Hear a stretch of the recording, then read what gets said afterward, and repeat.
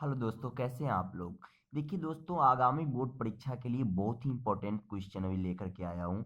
इसको आप देखिए, 7 नंबर आपको आएगा। 2 नंबर का क्वेश्चन ऊपर वाले से जो मैंने लिख दिया है। ठीक है दोस्तों, ये आपका क्वेश्चन जो सिद्ध करे त्रिभुज ए बी सी एक समद्विबाहु त्रिभुज है जिसका कोण सी इक्वल टू 90 डिग्री। तो सिद्ध करना है A B square is equal to 2ac स्क्वायर। ठीक है दोस्तों, ऐसा क्वेश्चन आपको 5 नंबर या 2 नंबर में पूछा ही जाएगा दोस्तों, है ना। मान लीजिए कि 2 ही नंबर का है, फिर भी आपके लिए इंपॉर्टेंट है। देखिए क्या लिखेंगे, दिया है त्रिभुज ए बी सी एक समद्विबाहु त्रिभुज है जिसका कोण सी समकोण है। तो सिद्ध करना है A B square is equal to 2ac square.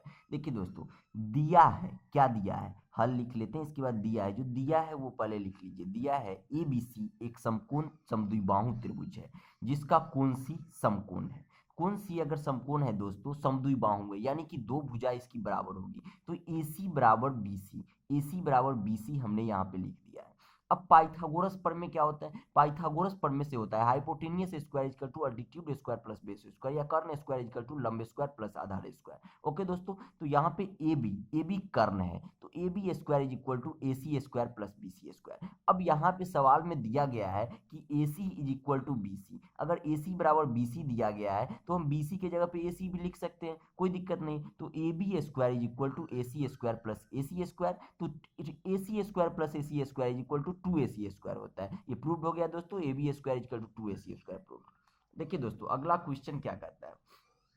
अगला क्वेश्चन है, सिद्ध करें कि समकोण त्रिभुज के कर्ण का वर्ग अन्य दो भुजाओं के वर्ग के योग के बराबर होता है ना। सिद्ध करें कि समकोण त्रिभुज के कर्ण का वर्ग, तो ये तो सभी जानते हैं कि पाइथागोरस प्रमेय से ये हम सिद्ध कर देते हैं। लेकिन देखिए दोस्तों, इसमें क्या करना है, ये 5 नंबर का क्वेश्चन हर हाल में पूछा जाता है 5 नंबर में। तो माना कि एबीसी एक समकोण त्रिभुज है। देखिए दोस्तों, ये मैंने त्रिभुज बनाया एबीसी, है ना। सवाल में कह रहा है कि समकोण त्रिभुज है ना। तो ये समकोण त्रिभुज है, कर्ण का वर्ग, तो एबीसी एक समकोण त्रिभुज है जिसमें कोण बी 90 डिग्री, कोण बी को मैंने 90 डिग्री से निरूपित किया है। अब इस बनावट इसकी कैसी है, तो बी से बीडी परपेंडिकुलर एसी है, बीडी लंब एसी डाला गया है। तो बीडी लंब एसी डाला गया है, ये कोण भी 90 डिग्री होगा दोस्तों, और ये भी कोण यहाँ पे 90 डिग्री होगा। ठीक है, तो अब इसकी बनावट क्या है, तो A C square is equal to, ये कर्ण है, A C square is equal to A B square plus B C square होगी। ठीक है दोस्तों, अब प्रमाण, इसका प्रमाण, ये सब कुछ लिखने के बाद आपको 5 में 5 नंबर मिल जाएंगे दोस्तों। त्रिभुज ए बी डी, अब त्रिभुज ए बी डी की तुलना करेंगे इस पूरे त्रिभुज से। त्रिभुज ए बी डी तथा ए बी सी समकोणिक होंगे, ए बी डी और ए बी सी दोनों समान कोण के होंगे, अतः इनकी संगत भुजाएं समानुपाती होगी। तो इनकी संगत भुजाएं अगर समकोणिक होते हैं तो उनकी संगत भुजाएं भी क्या होती है दोस्तों, समानुपातिक होती है। अगर समानुपातिक है तो क्या होगा, ए बी बटा ए सी, यानी कि ए बी बटा ए सी, ए बी बटा ए सी, देख रहे हैं दोस्तों, ए बी बटा ए सी, ये लंब है और ये कर्ण है, तो ए बी बटा A C is equal to A D बटा ए बी। तो ए डी क्या है, एडी इसकी क्या है, एडी इसकी लंब है, क्योंकि 90 डिग्री यहां बन रहा है इस त्रिभुज की एबीडी की, एडी लंब है, तो एडी बटा क्या लिखा, एबी, तो इसकी एबी कर्ण है। ये जो एबीडी त्रिभुज है इसकी एडी लंब है और एबी कर्ण है, और ये एबीसी त्रिभुज है इसकी एबी लंब है और एसी कर्ण है। ठीक है, तो ये अनुपात में विभाजित हो गया, एबी बटा AC is equal to AD बटा एबी। ठीक है दोस्तों, अब इसके बाद अगर एडी इसको क्रॉस मल्टीप्लीकेशन करते हैं तो एबी इंटू एबी हो जाएगा, तो एबी स्क्वायर और एसी इंटू एडी, तो A B square is equal to A C into A D.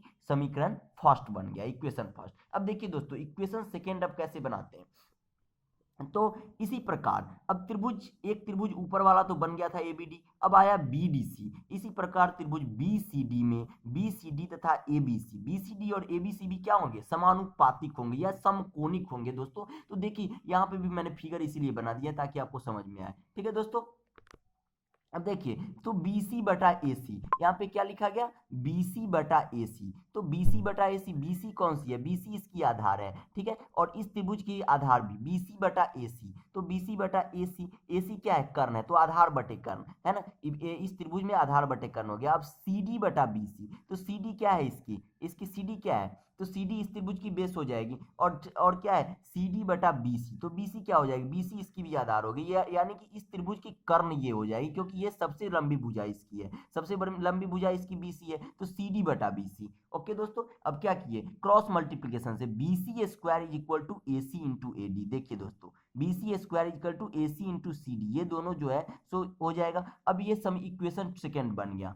अब क्या करना है दोस्तों, अब समीकरण फर्स्ट और सेकेंड को हमको ऐड करना है। तो देखिए दोस्तों, समीकरण फर्स्ट था हमारा A B square is equal to A C plus A D, और समीकरण सेकेंड बना था B C square is equal to A C into C D. दोनों को ऐड करेंगे तो A B square plus B C square ये आ जाएगा, और इस दोनों में कॉमन क्या है, तो ए सी कॉमन है, ए सी को कॉमन ले लिए, और ए डी इसमें बच गया और सी डी इसमें, A D plus C D. तो देखिए दोस्तों, A D plus C D, A D plus C D, यहाँ पे ए सी लिख सकते हैं, इसको आराम से लिख सकते हैं। तो A D plus C D को हम ए सी लिख दिए, ए सी इंटू ए सी हो गया, तो A B square plus B C square is equal to A C into A C, यानी कि 2ac स्क्वायर। कितना हो जाएगा दोस्तों, टू ए सी स्क्वायर हो जाएगा। ओके दोस्तों, ये प्रूव्ड हो गया है, 2ac स्क्वायर लिखने की जरूरत नहीं है, A C square is equal to A B square plus B C square, आप ऐसे भी लिख सकते हैं। हालांकि सवाल में भी यही दिया गया था, आप इसका स्क्रीनशॉट ले लें और इसको अच्छे से फिर से छाप दीजिए जिसको, ठीक है। परीक्षा में 100% ये क्वेश्चन पूछा ही जाएगा। सिद्ध करे कि समकोण त्रिभुज के कर्ण का वर्ग अन्य दो भुजाओं के वर्ग के योग के बराबर होता है।